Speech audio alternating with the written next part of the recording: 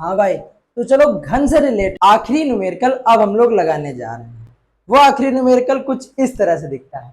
2 micro coulomb का एक धन आवेश 0.2 मीटर भुजा वाले घन के केंद्र में रखा है। कितने माइक्रो कूलाम का? 2 माइक्रो कूलाम का। ठीक, यानी कि Q की वैल्यू कितनी दी गई है? 2 माइक्रो कूलाम। माइक्रो कूलाम को कूलाम में बदलने के लिए कितने का गुणा?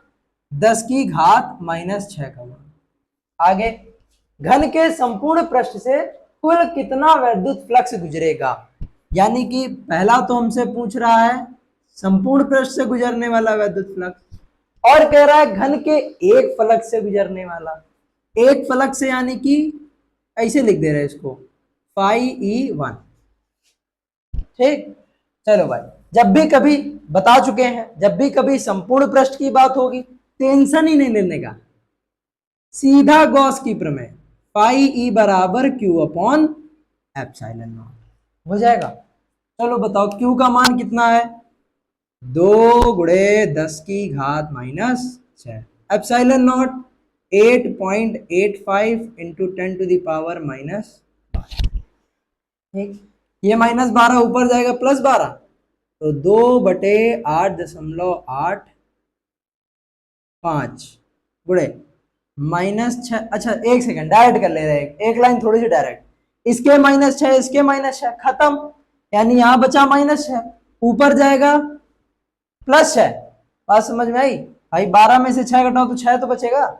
अब इसका एक जीरो उठा के इसको दे दो, तो 20/8.85 गुणे 10 की घात कितनी हो जाएंगी? 5। अब भाग दो इसका, तो 20 का भाग जब 8.85 में दोगे, पिछले सवाल में भाग दिया था, तो ये काटने पर आया था 2.26,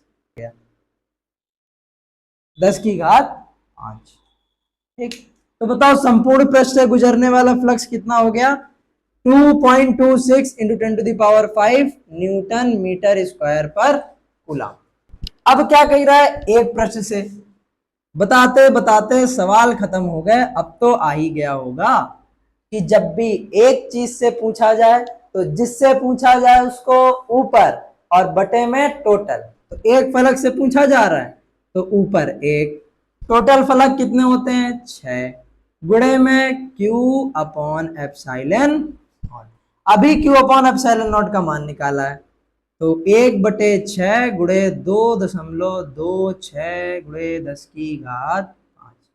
काटो जरा, 6 से 6 त्रिक 18, 18 4 46, 6 7 42, फिर 4 बचा, तो 6 4 36, कितना बचा? 6, फिर उतना ही आएगा, तो कितना आ गया? 0.3766 गुणे 10 की घात 5। अब एक अंक इधर दशमलव खसकाएंगे तो इसमें एक घात घट जाएगी, तो 3.766 गुणे 10 की घात 4 न्यूटन मीटर स्क्वायर पर कूलम। अब एक 6 इधर वाला हटा दे रहा है, जब ये वाला 6 हटाएंगे तो ये 5 से बड़ा है, तो इसको अपने आप 7 कर देगा।